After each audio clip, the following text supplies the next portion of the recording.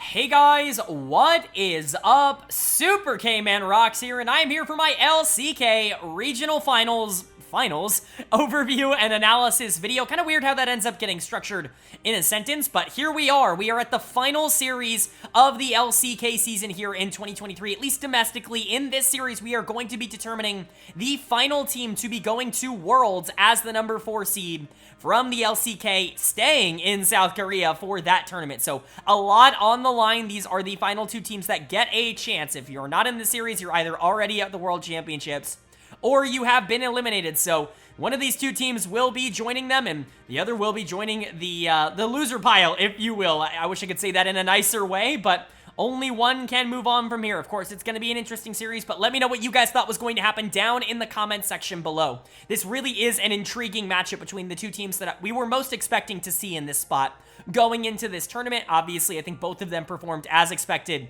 in their first series. Let's see if, some expectations can get shifted as we go a little bit further. I would love to know if you guys thought the outcome was going to happen or if you are a little bit surprised. But without further ado, let's jump right into the analysis. If you are new here, what we are going to do is go game by game in this series, talking about the advantages and the disadvantages that each team was able to generate. I'll be giving a player of the game and a dud of the game for each individual game in the series, and then at the end of the series, I'll be giving a player of the series to kind of tie everything up in a nice little bow. Of course, we're going to be spending all of our time in this one talking about the series because there's nothing left to preview. This is the final series in the LCK in 2023. So without further ado, let's jump right into it. Let's preview it really quick just to give you an idea of where I think a lot of people's thoughts were going into this series. Of course, I'm talking about a matchup between the number 4 seeded Hanwha Life Esports and the number 5 seeded Dplus Kia.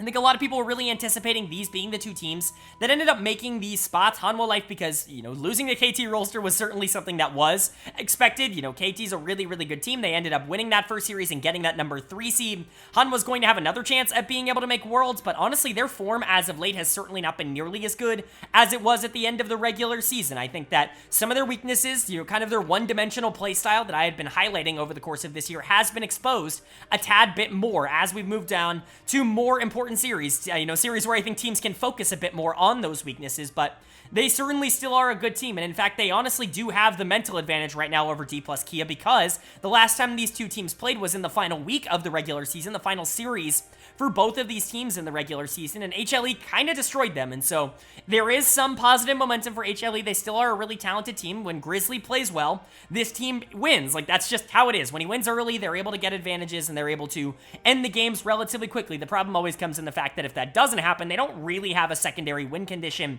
because the entire team does rely on that kind of pressure, but I do think that there is a way for him to be able to get it. Like I said in my preview of this series last video, I think you can make an argument that down the stretch of the season, Grizzly was better than Canyon. I don't know if it was by a ridiculous amount, but Grizzly really was a very good jungler. He hasn't been quite as good recently, but there are positives to take away, and just because he hasn't been as great against the best teams in the league doesn't mean he can't beat DK. But for DK, this has always been a team and an org that shows up the most in this exact tournament, the regional finals. This is kind of their tournament, specifically last year. This is actually a very similar narrative and story to what happened last year. Now, last year they went into it as the number 3 seed because of their spring split. They ended up winning that series and going to Worlds as the number 3 seed, but they've always been a team that has kind of struggled down the stretch in regular season. I think Canyon and Showmaker in particular are 2 players that do tend to take some time off in the regular season mentally, maybe not in terms of practice, but it definitely looked like they weren't playing nearly at full capacity. And, there's always question marks about this team going into the back half of the year, but almost always they get solved and almost always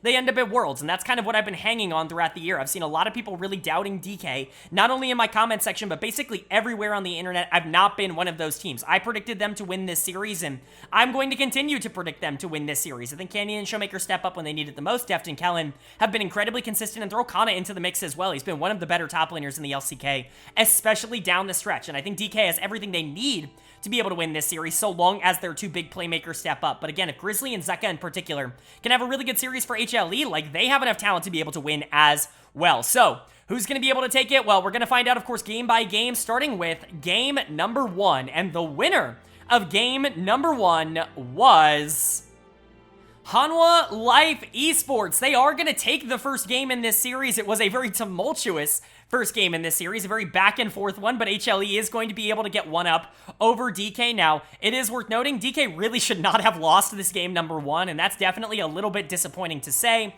I don't necessarily love their comp. I'll talk about why I still have a lot of positives to take away from this for DK and for Hanwha Life, but HLE is going to be the one to walk away with that 1-0 lead, with that confidence builder, that momentum builder. This team has just been able to beat DK over the course of this year, and they continue to do that, even at the part of the game that I would consider, generally speaking, their worst, which is the late game. So good stuff from HLE, but disaster from DK to not be able to walk out of this first game with a win, considering how you played for most of it, considering the fact that you had Soul, considering the fact that Canyon was getting every objective. For you to be able to walk out of this game with a loss, that's got to be frustrating, and it's got to be at least a little bit tilting on your mental, but you got to remain calm and composed, because remember, it's just game 1. So let's go ahead and talk about it. Player of the game was actually kind of difficult. I don't think there was anybody on Hanwha that particularly dominated. I think a couple of players had really good games, and we're going to highlight all of them, but player of the game for me, maybe surprisingly, is going to go to Kingen in the top lane on this Gnar. Thought he was really good this game in terms of being able to apply pressure, especially in the back half of the game. When you're looking at Azir, Xayah comps, you're often looking at these front-to-back team fights, and that's going to be really, really crucial for Hanwha. Obviously, we'll talk about that. There were a couple of team fights that I have no idea how they ended up winning, that they did end up win down the stretch of the game, but Kingen was a big reason for that. I think a lot of his engages were fantastic, but the damage coming in from Gnar was super consequential, basically throughout the entire game. I think if you have a worse top laner here, or someone who just does less, whether that be on a different champion or just playing Gnar a little bit more passively, I think this game is way harder for HLE, so I want to give a lot of credit to Kingen. I do think this was a little bit more of a team effort than just like Kingen dominating, but he was the player that I think I noticed the most, especially down the stretch of the game. So I want to give big ups to him. I thought he played really well. And then elsewhere on the team, I think Life had a really good game on the Alistar. I think Life's honestly been a little bit underrated over the course of the last week or two, right? He's been fine. I think generally speaking, people look at him as a major scapegoat because people love Viper and they're never going to put any blame on Viper. Now, I've talked about Viper ad nauseum on this channel, probably for people who watch at this point, but just in case you don't watch regularly, I like Viper a lot. I think he's a really good player, but he does have a bit of Deft 2022 syndrome, which is to say, a good player that doesn't look like he has any desire to be the solo carry in any game. I think Grizzly and Zeka are very important towards what HLE wants to do in the early game, and Viper's not really that, killer instinct takeover guy that he was on Edward Gaming last year, in my opinion. I don't know if it's just because he's a little bit mentally checked out, or if it's just the dynamic of how this team wants to operate, but Viper's just kind of been a guy for HLE. Now, Deft last year did win the World Championships, and so I'm certainly not going to say that Viper's, too bad to be carried or whatever, right? That's not the narrative I'm trying to paint. He's still one of the best AD carries in the world, and he's incredibly consistent. I just don't think he's been, this monster carry 1v9 threat. HLE doesn't win when Viper's the only player playing well. That's just how it is. Now, Life, I think, has been stepping up as of recent. He was miserable for a lot of this year, but I do think he's been better down the stretch, and another really good Alistar game here. I think engages are just so important towards what this comp wants to do, because, again, they want a front-to-back team fight, and I think Life really did facilitate a lot of that. Zeka was solid here, even though I think Showmaker was probably a little bit more active in terms of, the pressure that he was putting. I think Grizzly was fine. A couple of major mistakes. Obviously, losing some smite battles that I think are definitely going to kind of haunt him a bit, but doesn't end up mattering because they do end up taking the game. Viper, like I said, was good. It certainly wasn't bad, but HLE was definitely more of a team effort here. Winning some of those late game team fights that, honestly, they probably shouldn't have been able to win definitely ended up sealing the game for them, and you got to give them credit for that. But then for DK on the other side, I don't know how you end up losing some of these fights. I think a couple of major mistakes from players that just haven't really been making these mistakes over the course of the year ended up being a problem, and that ended up costing them the game. Dead of the game for me is going to go to Deft in the bot lane, which is crazy to say because he's been by far the most consistent member of DK in 2023. I don't even think that's really a contestable statement. I mean, Kana's been good, but, Deft has been good all of 2023, not just the summer split. Deft has been solid, but some really bad positioning from Deft down the stretch that I think cost this game for DK, just getting caught out way too often, way too far forward. I don't really know what was going on. I don't expect this to be repeatable because this is not what Deft has been for this team, and so I'm just going to chalk it up to having a bad game, which absolutely, you're allowed to have a bad game. Ignore all the people on Reddit that are calling Deft super overrated because he played poorly in game 1 after he's been basically hard carrying this team for the last 2 months. Ignore that because obviously those people have no idea what they're talking about. Deft did have a poor game and he did make some mistakes, but I don't expect this to be something that is going to hinder this team over the course of this series, but I think Showmaker on Xerath, while he did play well, and while I do think he was doing a lot of damage, obviously, you know, he messed up a little bit in the back half. You know, I'm not going to pretend like he was max damage in every single one of these fights. He missed some Qs, he missed some Ws. It's fine. It's going to happen, right? You're not going to hit 100% of your shots. I just don't know if Xerath is one of those champions that you can pick in a matchup like this. I think HLE is just a little bit too active, and I think the problem is that DK didn't look very comfortable playing around Xerath, and I think that was a bit of a problem. Canyon and Kellen consistently wanted to look for fights, and Xerath really couldn't follow up on a lot of those engages in the way that I think they wanted to, and so I think it ended up just being a little bit of a miscommunication on how to play out the draft they had. Kana, Kellen, Canyon, they were just kind of fine this game. Again, Canyon was more than fine. He was able to get a couple of objectives that were really big, but at the end of the day, HLE was just simply more clinical, and when DK should have won some of these late game team fights with the advantage that they had, with the comp that they had, they just weren't able to execute nearly as well as HLE was, and that's going to be the difference between winning game 1 and losing game 1. But again, it's just game 1. No reason to panic if you are DK. You still have a lot of opportunities to end up fighting your way back in this series and putting yourself in a good position, but you got to do it now. You don't want to drop to 2-0, even against a team like HLE that is beatable. HLE definitely wants to be able to take control of this series, though, and so it's going to be interesting to see who ends up taking that game number 2, but we're going to find out right now, because the winner of game number 2 was Dplus Kia. They are going to take game number 2. They're going to tie up this series at 1 apiece, and this was more of the DK that I think I, and a lot of other people, quite frankly, were probably expecting in a series like this. This was like Dplus Kia. This is everything that you could have wanted from this team. This was very much a vintage style game from them in the way that they executed on a very interesting comp, and it really did kind of harken back to the previous series that we saw them play against DRX. Some of the things that they were bringing out a little bit more than maybe some of the other teams in the regional qualifiers, in the playoffs, whatever you want to say, the Silas in the mid lane, even things like the Lulu in the support position that really only T1 has been playing as of recently. Like, just a lot of things that I think really fit for what DK wants to do for the game as a whole, and man, did it work out. I'm going to take a little bit of a victory lap on this game. Again, I'm not going to do too much because it's only one game, but I think a lot of the things that I was saying a month ago ended up coming into fruition in this one. I think this was a great example of what I was talking about. And then for HLE, this was bad, and this was another example of, I hate to say this, again, I harp on this topic so much on this channel, but there are some drafts that are just so much more difficult to win with, and I get Zeka on Akali is strong, and as a player, it's fine. Like, if you really want to play Akali, that's fine. You cannot pick Nocturne if you are the worst team. You just can't do it. I've talked about it so much on this channel. He is the single biggest bait in the entire meta right now. I've gone from being kind of like, Nocturne's not really all that good. I really don't see what teams are seeing in him, to consistently being so disappointed by this pick every single game, and getting to the point now where I get frustrated when teams literally bet their entire season on a pick that at best is a 1-for-1 trade in the late game. But I'll talk about that when we get to Hanwha Life. For DK, awesome stuff. Really great stuff. Player of the game is an absolute no-brainer. It's gonna go to Showmaker. What a game from him on the Silas. Really impressive stuff. He was pulling out this pick incredibly consistently against DRX in the previous series when they did sweep them. This is something Showmaker's obviously always played a ton of. Silas is just generally a good pick. I actually like Silas in this meta. I've talked about that in the previous series, where I think Silas is actually pretty good. There are a lot of really good ultimates to steal in the meta right now, and not just to mention, I still think Silas is relatively strong as a mid laner, especially if you're going to get moving around the map and trying to fight in the mid game, which Showmaker obviously did a lot of in this game. I just think he played well. Like, there really isn't a lot of negatives to give his game, and this is really where I don't want to give myself a full pat on the back, because again, we're still in, you know, game number 2. It's only 1-1, but I was telling y'all, like, stop worrying about Showmaker, stop worrying about Canyon. They're gonna be fine. They step it up when they need to, when the games really start to matter. Don't worry about regular season performances.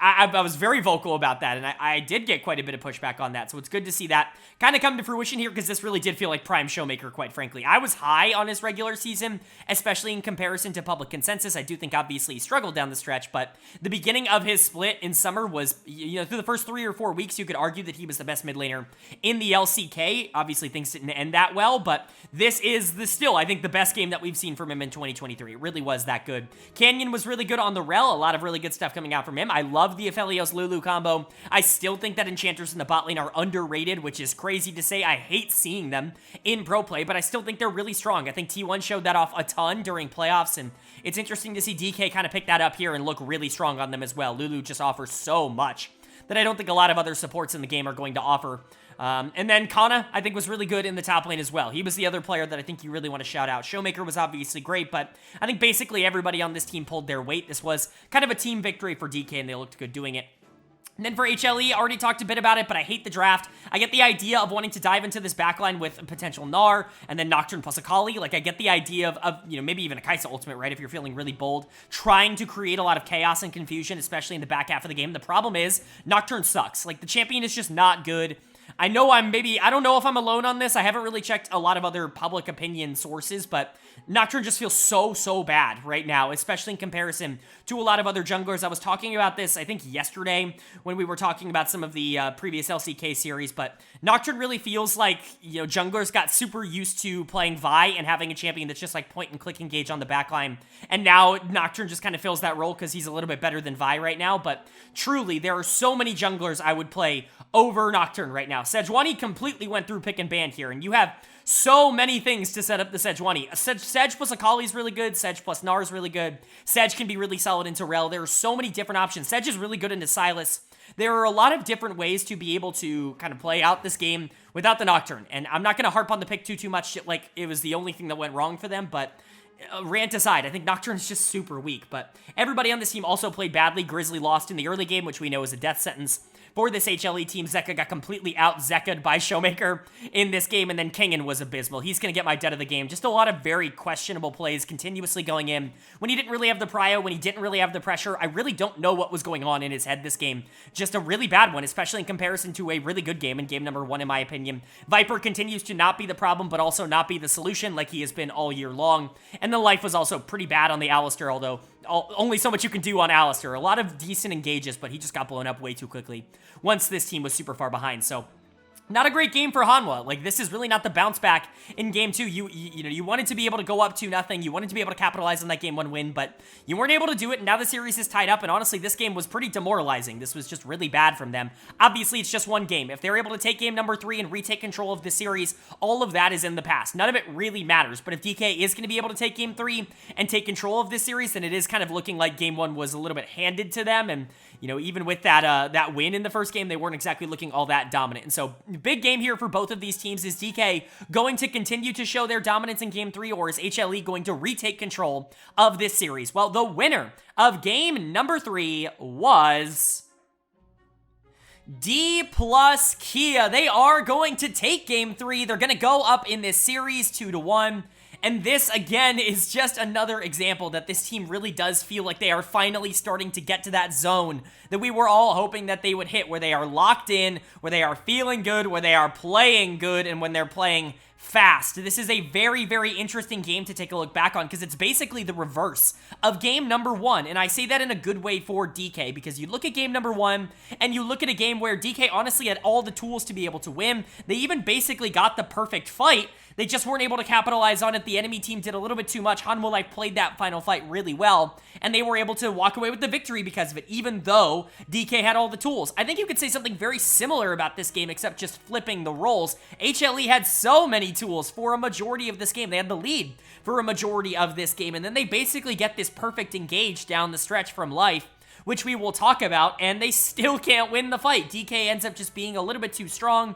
A lot of their champions end up having a little bit too much versatility to be able to stop, and DK walks out of this game with their second victory of the series, being 1 game shy of going to Worlds. But I'm going to be honest, I don't usually toot my own horn in videos like this. Usually I wait until, the primers and, kind of the big, overview and recap things, maybe, the Worlds videos, but man, if there's ever a video, if there is ever a game that you guys should know about that just proves that I know what I'm talking about at least a little bit, it's this one. I mean, this is everything that I have been talking about for DK. This is everything that I have been talking about for Hanwha Life, and this is everything I have been talking about for multiple of these champions in this game. I think this is a great encapsulation of, I think I do, luckily, have a pretty good grasp on where the current meta stands. So let's talk about it. Player of the game is undoubtedly, once again, going to go to Showmaker. This is part of it.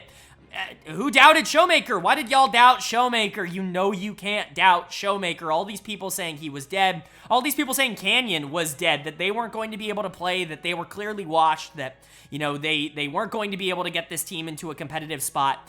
We've seen this story before so many times. The regional finals version of Damwon is always built different, and we knew this. We knew this narrative. I've talked about it for months. I think I literally brought this up like 2 months ago on the channel, but it came into fruition again here. Showmaker's playing like the GOAT right now in this series. He made Azir look ridiculously overpowered. I've been talking about how Azir, specifically in the LCK, has honestly been like a trap. Not because Azir is bad by any means. I think Azir is incredibly strong, but because players try to do too much on that champion and end up putting themselves in rather poor positions. Yes, the shuffle can be a really good engage tool and a really good avenue to start fights, but oftentimes it can leave you exposed if the rest of your team doesn't follow up well. Showmaker just plays on the edge of danger so freaking well on this champion, and he really dominated a lot of the end of this game. Deft had a much better game here in Game 3. He was a little shaky over the start of this series, but if anyone's allowed to be shaky after how he has played over the course of this year on DK, it's 100% Deft. He's kind of carried them to this spot in the first place. Kellen continues to play great. Another good take that keeping him in for the regional finals and for the playoffs is a very good idea for DK. That's coming to fruition. Really good game from Canyon on the Poppy. Solid stuff from Conan. Now, were there problems in the early game? Absolutely. Canyon really didn't have the most explosive early game, and I kind of really wanted to see that from him. I think Kana had a pretty bad game, especially early. I don't necessarily think the Renekton ended up working out. Kenyon had a lot of pressure on the top side, but a lot of this doesn't really matter in the end, right? Like, Showmaker ends up winning a lot of these fights. All of them play well when they need to down the stretch, and DK is going to be walking away with this win. And then for HLE on the other side, again, stop picking Nocturne. Like, you're driving me up the wall with this pick, because I've talked about this previously. I think I said this in the LEC video. It might have been the LCS video, one of them. We've seen what best case scenario for Nocturne looks like. And honestly, to me, this is close to best case scenario. This is Grizzly generating some pressure in the early game like he likes to do, being able to translate that pressure relatively well into the mid game, but then basically just becoming like fodder by the end of the game. Like diving in, potentially getting onto the back line, but look at the peel on the side of DK. You're never going to be able to stick here. And then just dying, at best trading 1-for-1, right? Which he did multiple times, trade 1-for-1. But like, this is what Nocturne is. He is basically a glorified 1-for-1, and I don't think it's very good. I think there are so many champions that just do significantly more. Now, credit to DK, they did ban out both Sedge and Maokai, which are Grizzly's probably most consistent champions in the jungle, but just flex Rel. Like, if you can't play Rel in this meta, that's a problem. I don't know. I think they just value Nocturne way too highly, and I think it's really coming to bite them. Grizzly's my dud of the game. He was useless by the back half of this game. Negative damage. I mean, he must have been doing maybe 100, 200 damage in the final couple fights of this game, and I think that his jungle control in general was really bad because the champion just couldn't step up and actually even play the game. And so, not really a big fan of how Grizzly ended up playing this. I think if you're looking for positives, I think Kingen had a really good game on the Aatrox. I think that, you know, that's not particularly surprising. He's been good on this champion before. Obviously, people go back to Worlds last year, but he's been okay in this series. I think Viper, again, didn't make mistakes, but again, didn't win the team the game. Another one of the takes that I think has aged really well from this team. Life had this miracle engage towards the back half of the game where he hit a 5-man Rel ultimate, a 5-man Rel combo, and it's like, oh my god, you cannot lose this fight. You've got Kai'Sa, you've got a Nocturne, you've got Aatrox, you've got Ahri, you've got damage. You just hit a 5-man Rel ult, and somehow they still managed to lose that fight. If I was Life, I'd be so tilted from that performance. But in general, HLE just doesn't feel like they have it. It feels like a lot of the things that they used to propel themselves forward in the regular season just aren't going to click when they're playing against teams that are world-class. We saw that against KT Rolster, and this DK team has really started to turn it on. HLE, in my opinion, is really going to need to change their strategy and really up their game if they want to survive in this series, but they still have a chance. Again, they are one game away from having their 2023 season end right here and now, but they are still one game away. Like, you still have 2 more games that you could potentially win to still get to Worlds. The dream is not over, but you gotta win now. And for DK, you have the opportunity to end the series right here, right now. Are you going to be able to do it? Well, we'll find out right now, because the winner of game number 4 was Dplus Kia. They are going to take game number 4. They're going to take this series with a 3-1 win, and Dplus Kia is now officially your 4th and final seed for the LCK at the 2023 World Championships. Congratulations to this team. Congratulations to these players. We'll talk about them a bit more as we move on. Obviously, a lot of them ended up playing incredibly well over the course of this series. I think the team in general really did exactly what they were supposed to do, but for Hanwha, this is the end of the road. Going into this tournament as the number 4 seed, I think maybe they could have hoped to be grabbing that 4 seed at Worlds, but it just wasn't meant to be. They ended up getting cold at the wrong time of the year. They lost a lot of confidence, and I think a lot of their flaws ended up getting a little bit exploited. A couple of their players really didn't play all that well in this individual series, nor did they play well in some of the previous ones, and we'll definitely point that out, but this was a very, very good team that I think a lot of people had Worlds hype for. Was just barely not enough to be able to get across the finish line and to get to that World Championship. But let's talk about DK first and foremost. Player of the game for me in Game 4 is going to go to Kellen in the support position on this Alistar. He was really good in this game, was definitely super proactive, was moving around the map, trying to keep pressure, trying to keep the gas on, and I think that's something that especially LCK supports sometimes just don't do. I was really critical of quite a few supports that I had liked before. Players like Kale come to mind for something like this on Live Sandbox, where they used to be really aggressive and they really wanted to make a lot of plays, and then 2023 happened, and everything kind of switched for them mentally. Kellen never really felt like that to me. That's the reason I always kind of stuck with the idea that Kellen is still one of the best supports in the LCK, is because that he continues to try and make plays. He continues to try and stay aggro, and I do think he did a really good job of that here on the Alistar. I don't think that he gets enough recognition and credit for what he does. This is another good take of mine, that he really is still a top, arguably 2 or 3 support in the LCK. I know people are really excited about Bible, and people are really excited about the DK Challengers team just in general, but it just shouldn't be the time for them just yet. Kellen is still a really good player, and he was great throughout this whole series, but player of the series is a no-brainer for anybody who heard me talk about the previous couple of games. It's gonna be Showmaker in the mid lane. He was phenomenal for this DK team. He really did unlock basically everything that they were doing. Now, the Corki game didn't really change, the tempo all that much. Don't really love Corki. I think it can work, right? I like scaling in general, and if you're going to play into something like Azir or Kai'Sa, yeah, pick Corki. Like, if they're going to disrespect you by picking Viego and picking Azir and picking Kai'Sa and not really, deciding to make any sort of early game impact on the map, scale up on Corki and kind of punish them in that direction. I don't hate that idea. He just didn't really do a whole ton this game, and so I don't want to point out Game 4, but Games 2 and 3 were so Showmaker favored that it's a pretty big no-brainer for me that he is the player of the series. Just in general, Deft played really well here. This was probably his best game of the series. The Nila game definitely stands out as also being really good for him, but I do think this Aphelios game was more consistent. I think Kellen did a much better job of setting things up, and I think Deft did a great job of actually capitalizing on them, but for somebody who has kind of been carried by this, I should say, who's been carrying this team this whole year, I think he deserved a series where he was kind of just in the background and allowing the rest of the team to really step up. Canyon was good. Kana had some problems, but he was good in this final game. I think in general, DK showed a lot of the positives that we were hoping to see from them. Specifically, their main player stepped up. Showmaker and Kellen in particular, I think, had fantastic series, and this is the version of DK that I want to see going to Worlds. This is the version of this team that I want to see as the number 4 seed, because I really do think they can make an impact at Worlds. I really do think that this is a team that could upset quite a few other teams that maybe aren't expecting it as much, so really like what DK did, and I'm happy for them to be moving on. But for HLE, this is the end of the road. They weren't able to make Worlds, which is definitely frustrating, I think, for this team. I think they really expected it after the end of the regular season. I think they were looking at their team and being like, everything's really starting to come together, but I think their holes were just a little bit too easy to exploit, quite frankly. The weaknesses in their game were just a little bit too easy to spot, and I think it ended up coming back to bite them.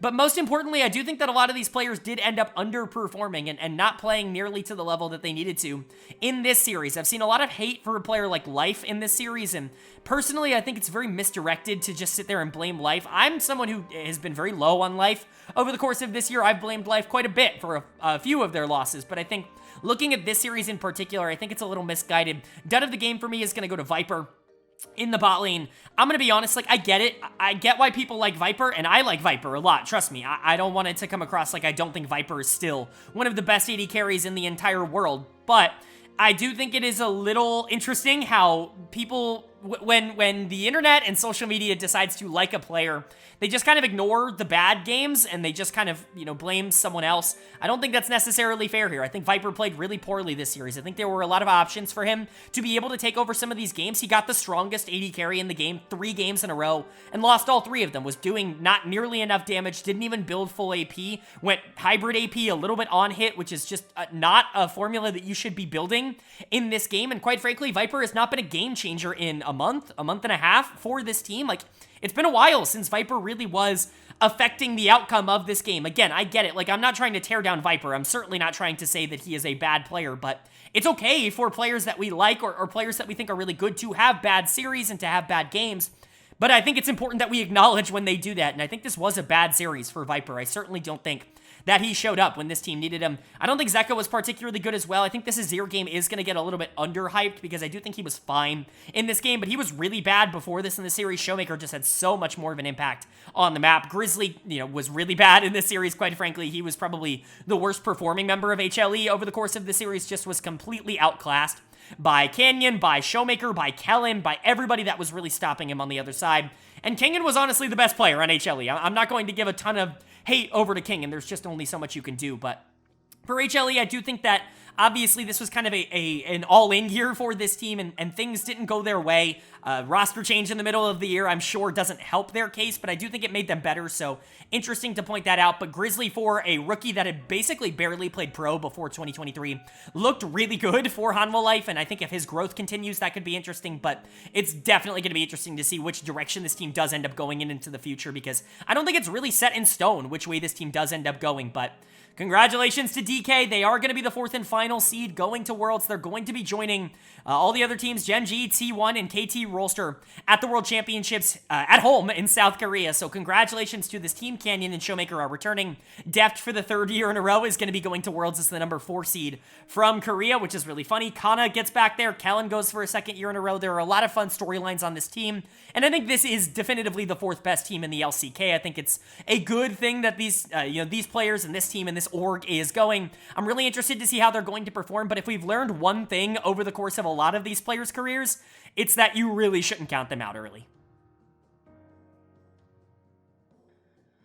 Alright, but that is going to do it for my LCK Regional Finals overview and analysis video. I do hope you guys enjoyed, and not only is it going to wrap up this video, but that's going to wrap up my coverage of the LCK domestically in 2023. It's the second to last region to end up completing. Of course, we still got the LEC in terms of domestic play to see who's going to be going to Worlds, but LCK has been an interesting one to cover over the course of this year. There have been times where it's been interesting. There have been times where it's clearly there's like a top 4 or top 5 in the league and then a bottom everybody else. But at the end of the day, the LCK is always going to be a battleground at the top for some of the best teams in the entire world. And I do think that we still have that. The 4 teams going to World, gen.g, T1, KT Rolster, Dplus, Kia, they're all incredibly talented and they all have their own unique strengths. Of course, I'll be going over all of them in depth in my pre-Worlds coverage, giving you, maybe expectations where I think these players and these teams might land after that international tournament, but I really do hope you guys enjoyed the coverage. We covered every single game of the LCK over the course of this year, and so it was a long journey, but we got there in the end, and I really do hope you guys enjoyed it. Of course, stick around, watch a lot of the rest of the content. The LEC is still kicking around, but at the end of that, Worlds is right around the corner, and that's the content I know you guys are going to be really excited about.